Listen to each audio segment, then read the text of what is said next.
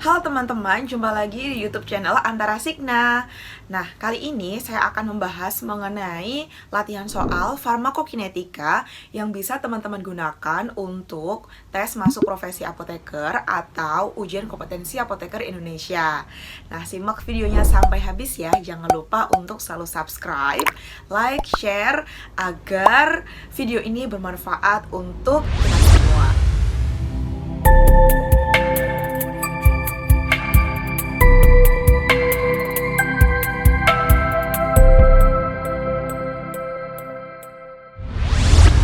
Oke teman-teman, jumpa lagi di YouTube channel Antara Signa. Kali ini saya akan membahas mengenai materi farmakokinetik, yang mana materi ini biasanya jadi bulan-bulanan ya, karena memang susah, terus rumusnya banyak sehingga sulit untuk menghafalkan.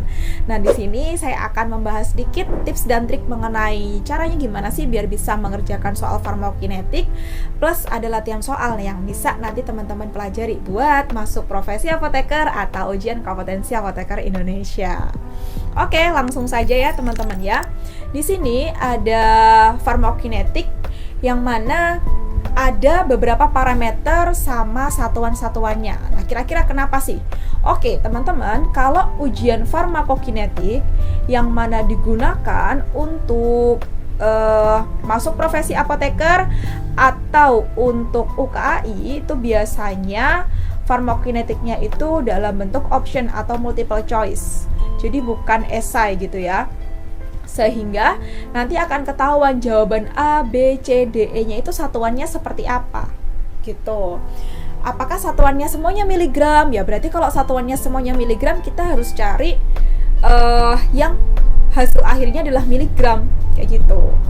Nah, jadi teman-teman bisa mulai mempersiapkan untuk cara mengatasinya itu dengan cara menghafalkan, atau bukan menghafalkan ya, memahami masing-masing dari satuan-satuan farmakokinetik ini gitu. Nah, sekedar sharing, dulu saya tidak menghafalkan rumus-rumus farmakokinetik ya ketika masuk profesi apoteker ataupun UKAI. Jadi yang aku lihat adalah yang ini aja, yang apa namanya, satuan-satuannya aja gitu. Nah, saya berikan tips dan triknya ya. Jadi tips yang pertama dari aku adalah, yang pertama adalah teman-teman itu menghitungnya itu melihat satuan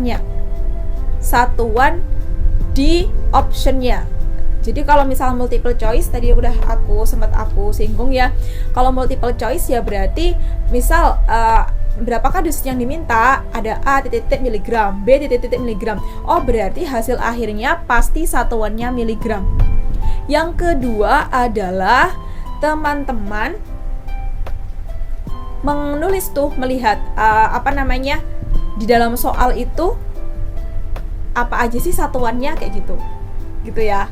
Sama kayak yang nomor 1 sih sebenarnya ini. Nah, ada juga kalau teman-teman mau mengerjakan soal farmakokinetik itu, teman-teman menghitung coret-coretannya gitu ya. Itu harus teman-teman berikan satuannya, jelas dengan satuan.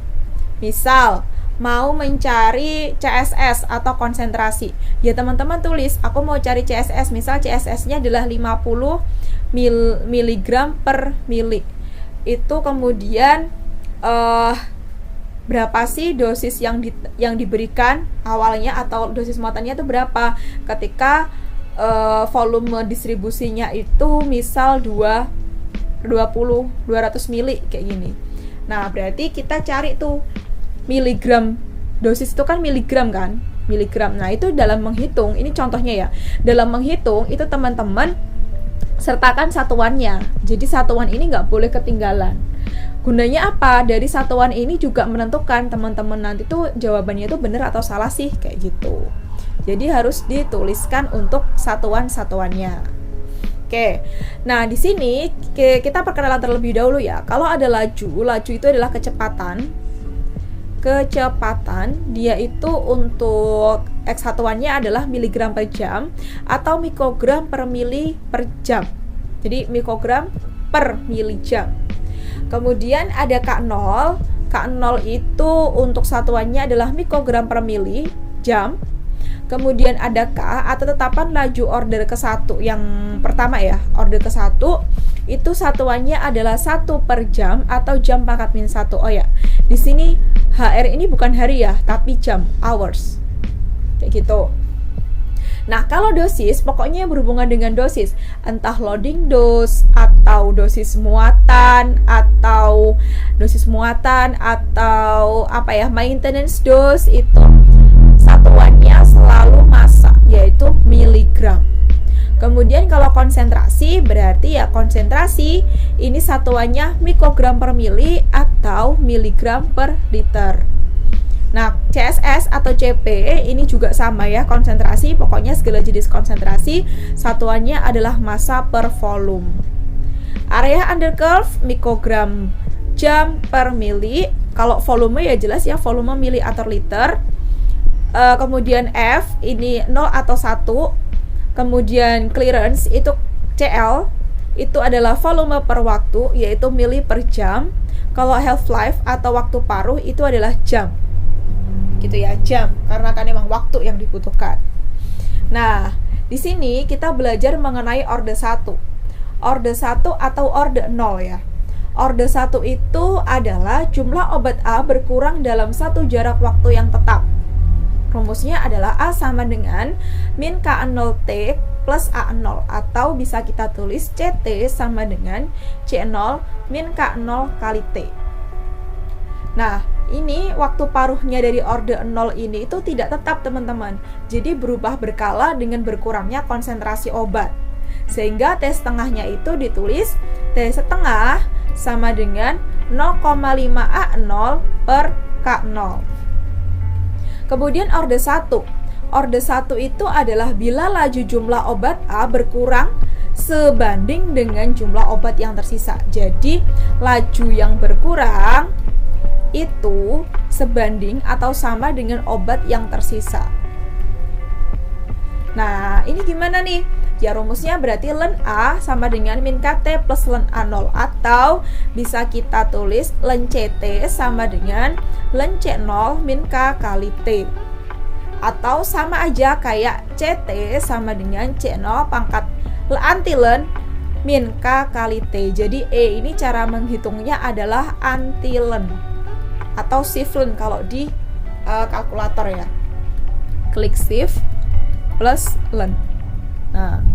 Nah, waktu paruh orde 1 ini dia cenderung konstan, yaitu T setengah sama dengan 0,693 per K gitu. Gitu ya. Kemudian di sini ada rumus-rumus dari farmakokinetik itu sendiri. Ada volume distribusi VD sama dengan L. Ya, ini contohnya ya, VD. Kita kalau misal ada soal ya tulis aja satuannya. VD sama dengan D0 min C0. Apakah benar seperti ini? Ya berarti ya VD itu apa sih? Liter. D0 itu satuannya apa? Oh, miligram. C0 itu satuannya apa? Miligram per liter. Tinggal miligram dicoret-dicoret, sama ketemu liter. Gitu ya. Jadi kalau VD ini rumusnya D0 per C0. Kalau clearance karena satuannya mili per menit, berarti dia nanti cara menghitungnya adalah K kali VD, yang mana K ini satuannya adalah per menit. Kalau VD itu satuannya mili, sehingga nanti ketemu mili per menit. Nah, terus kalau infus, ini ada kadar tunak infus atau CSS sama dengan laju infus atau R per CL atau CSS R per K kali VD, karena CL tadi kan rumusnya K kali VD ya. Terus loading dose DL sama dengan CSS kali VD. R infus atau laju infus itu adalah F, ketersediaan hayati atau bioavailabilitas. Kalau sediaan IV ya 1, kalau non IV atau per oral biasanya kurang dari 1. Terus S ini adalah salty factor, dosis berarti dosisnya berapa. Begitu untuk overview rumus-rumus dari farmakokinetik. Oke, baik teman-teman, kita langsung mulai aja ya latihan soal yang pertama. Seorang ibu 45 tahun diberi carbamazepine, ini obat syaraf ya, 100 mg 2 kali sehari. Setelah 4 jam terlihat efek toksisitasnya. Dokter menyarankan penghentian pengobatan dan konsultasi ke apoteker untuk mengetahui kapan lagi untuk minum dosis kedua. Apoteker mengatakan setelah kadar obat dalam darah itu 6,25%. diberi 50 mg. Jadi setelah kadarnya 6,25%, maka nanti langsung diberi 50 mg sehari 2 kali. Nah, tes tengah dari karbamazepin itu adalah 24 jam. Pada jam keberapa diminum dosis kedua? Nah, kira-kira gimana nih caranya dan berapa jawabannya? Ini agak susah ya. Oke, gimana nih kira-kira? Nah, ini kita tulis diketahui dulu. Diketahui C0-nya adalah 100 mg kali 2 ya, yaitu 200 mg. Kemudian CT-nya adalah, jadi CT itu adalah konsentrasi ketika waktu T. Itu adalah 6,25% kali 200 mg. Berarti berapa nih? Tinggal 6,25 per 100 kali 200 mg. Ketemu 12,5 mg. Tes tengahnya adalah 24 jam. Nih ya, tes tengah sama dengan 24 jam. Berarti gimana? Kita cari K-nya dulu. K-nya gimana cara mencarinya? K sama dengan 0,693 karena ini orde 1 ya. Ini per 24 jam sama dengan 0,028875 gitu. Kemudian tinggal nanti kita cari L-nya. Karena kita udah dapat datanya, C0-nya berapa, CT-nya berapa, tes tengahnya berapa, K-nya berapa, sudah dapat datanya semua. Ada tulisan pada jam keberapa diminum dosis kedua. Berarti kita mencari waktunya. Kita pakai rumus yang len tadi ya, yaitu gimana? Len CT sama dengan len C0 min K kali T. Len CT-nya berapa? Berarti tinggal len CT, yaitu 12,5 mg. Len C0-nya adalah len 200 mg. Tinggal dicoret-coret aja nanti ya. Min K kali T. K-nya berapa? K-nya adalah 0,028875 dikali dengan T. T itu yang diketahui. Ketemu T-nya berapa? T-nya sama dengan berapa tuh?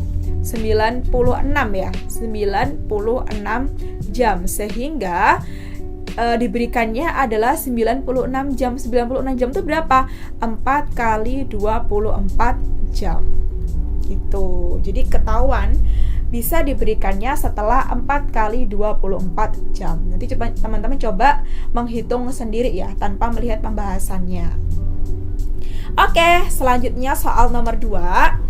Seorang pasien yang menderita aritmia mendapatkan pengobatan dengan tablet prokainamid 1 gram setiap 6 jam untuk mengatasi ventricular tachyarrhythmia.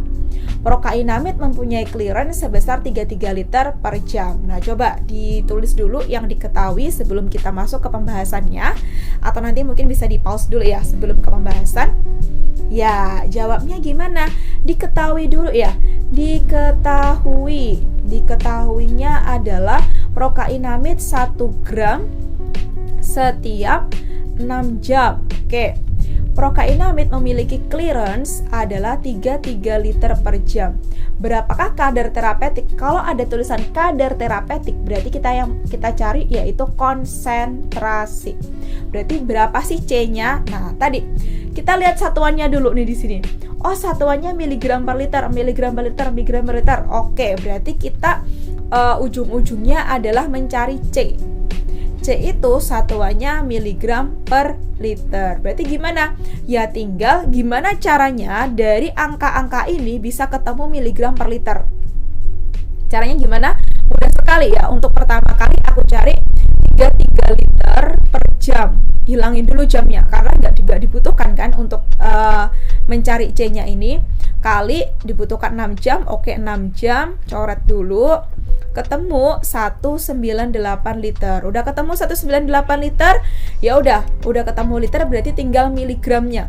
Liter terletaknya di bawah, berarti 198 ini sebagai penyebutnya. Gimana berarti? Tinggal 1 gram itu berapa? 1000 miligram dibagi 198 liter, ketemu 5 miligram per liter. Selesai.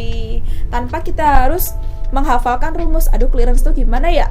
C-nya gimana ya? Kita langsung otak-atik aja soal yang ada di sini. kemudian yang diinginkan tuh satuannya apa sih gitu. Kita step by step aja. Selanjutnya nomor 3, oke, jawabannya 5 mg per liter. Mudah ya? Nomor 3, seorang pemuda 35 tahun, berat badannya 80 kg dengan nilai VD 10% BB. Berarti tinggal aja VD sama dengan 10% dikali 80 kg. Ketemu berapa nih kira-kira? 10/100 dikali 80, yaitu coret 8 liter. Berarti VD pasien 8 liter. Dia didiagnosa terkena sepsis, ngeri ya, sepsis bakteri gram negatif, dan mendapatkan ceftriaxone. Hitunglah dosis muat. Dosis muat ini satuan dosis, yaitu miligram, miligram, miligram, miligram, miligram. Berarti kita nanti mencari miligram yang harus diberikan kepada pemuda supaya segera tercapai konsentrasi terapeutiknya. C-nya itu 20 mg per liter.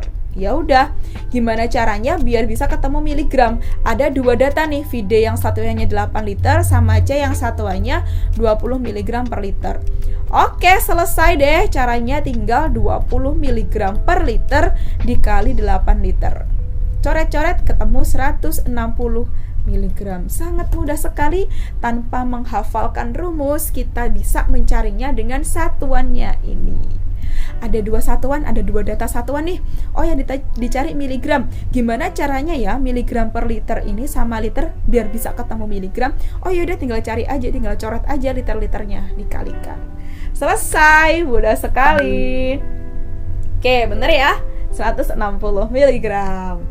Soal terakhir, mudah juga. Seorang pasien diberikan infus gentamisin. K-nya 0,08 per jam. VD 25 liter. Konsentrasi steady state CSS 20 mg per liter. Maka laju kecepatan infus yang dibutuhkan adalah, kita cari R. Gimana cara mencari R? Oh, satuannya miligram per jam. Oke, miligram per jam. Oke, gimana dong cara mencarinya? Coba cek. Oke, gimana? Yaps, kita cari dulu. Tinggal ya, langsung kali-kali aja ya. Kita cari, tadi kan kita sudah nulis nih. K-nya ada 0,08 yang satuannya jam, VD-nya ada 25 liter, kemudian CSS-nya adalah 20 mg per liter. Tinggal ya udah, kalau mau cari miligram per jam tuh gimana? Kalikan dulu aja ini. 20 mg per liter dikali 25 liter biar ketemu miligramnya. L-nya dicoret, ketemu berapa nih? 500 mg. Udah kan ketemu? Oh, per jam ya udah tinggal 500 mg dibagi 0,08 jam. Bukan dibagi ya, tapi dikali. Kalau dibagi nanti jadinya miligram jam, bukan miligram per jam. Tinggal 500 mg dikali 0,08 jam. Ketemu berapa? 40 mg per jam. Mudah sekali tanpa menghafalkan rumus. Tapi kalau teman-teman mau menghafalkan, ya tidak apa-apa, jauh lebih baik ya.